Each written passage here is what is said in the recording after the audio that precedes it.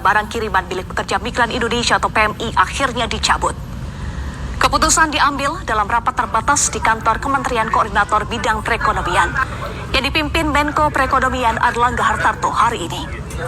Rapat dihadiri Menteri Perdagangan Zulkifli Hasan, Wakil Menteri Luar Negeri Pahala Nugraha Mansyuri, dan Kepala Badan Perlindungan Pekerja Migran Indonesia BP2MI Beni Ramdhani, serta sejumlah pejabat kementerian dan lembaga terkait. Beni Ramdhani menyatakan pencabutan Permendak 36 tahun 2023 merupakan kemenangan atas kesadaran berbangsa dan bernegara bagi pekerja migran Indonesia.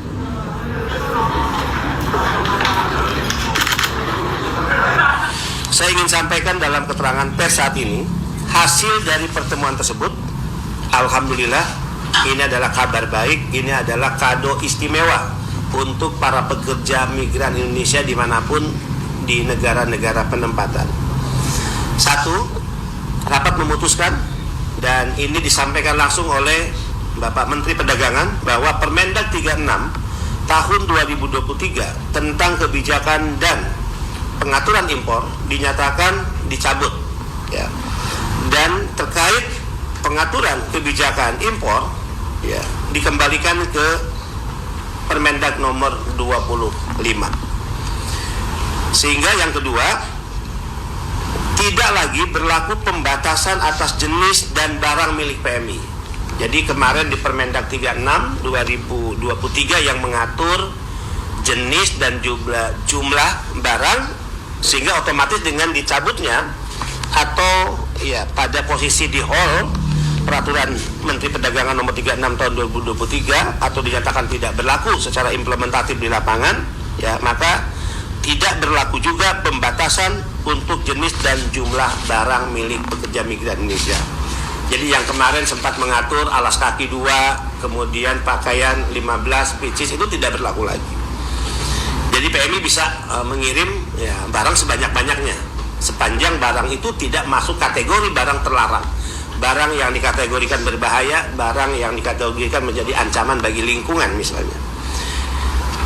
Ketiga, rapat juga memutuskan bahwa pembatasan, ya, hanya berlaku untuk nilai atau nominal bea masuk barang, yaitu terkait keringanan pajak atau relaksasi pajak sebagaimana diatur oleh PMK atau Peraturan Menteri Keuangan nomor 141 tahun 2023, ya, yaitu Peraturan Menteri Keuangan tentang ketentuan impor barang milik pekerja migran Indonesia, di mana dalam peraturan tersebut, ya, PMI atau barang pekerja migran diberikan relaksasi pajak 1.500 US dollar dalam 1 tahun. Bisa dibagi dalam 3 kali kiriman atau 1 kali pengiriman atau 2 kali pengiriman, ya. Jadi alternatif. Kemudian yang keempat, kelebihan atas barang milik PMI. Nah, jika PMI mengirim barang, tidak lagi ada pembatasan jumlah dan jenisnya. Jadi sepatu tidak lagi dibatasi misalnya 2, mau ngirim sebanyak-banyaknya itu diserahkan pada PMI. Pakaian tidak lagi dibatasi 15 pieces, sebanyak-banyaknya PMI. Tapi karena pembatasan hanya berlaku untuk nominal pajak, yaitu 1.500 US dollar atau 500 US dollar dalam 1 kali pengiriman, maka kelebihan barang yang dikirim PMI, ya, kelebihan barang kiriman PMI tidak direekspor atau dikembalikan ke negara di mana PMI bekerja dan tidak dimusnahkan, ya. Tapi barang tersebut masuk dalam kategori umum yang tentu sebagai kelebihan dari relaksasi pajak dia harus membayar bea masuk, ya.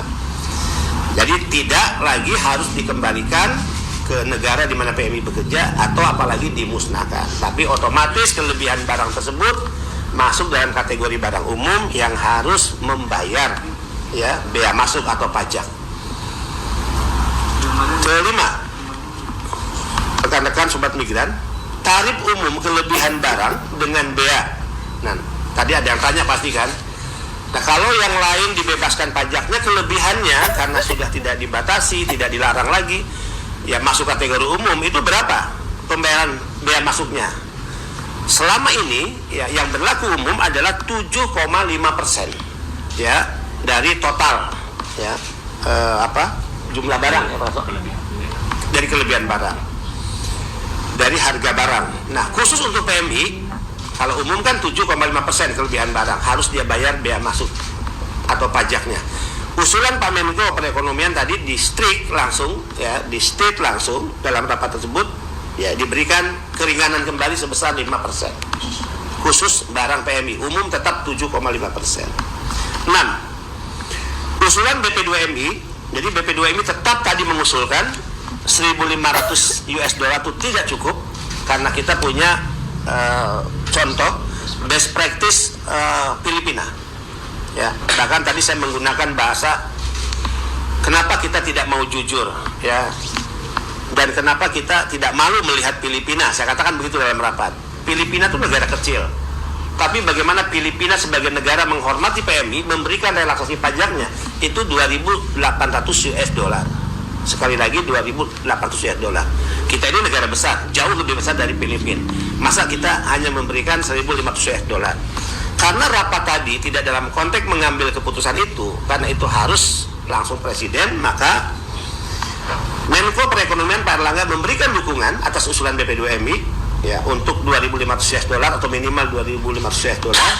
Menteri Perdagangan juga tadi Pak Zulkifli Hasan memberikan dukungan sehingga usulan itu nanti akan dibawa dalam rapat terbatas dengan presiden karena keputusannya harus dalam rapat terbatas dengan presiden.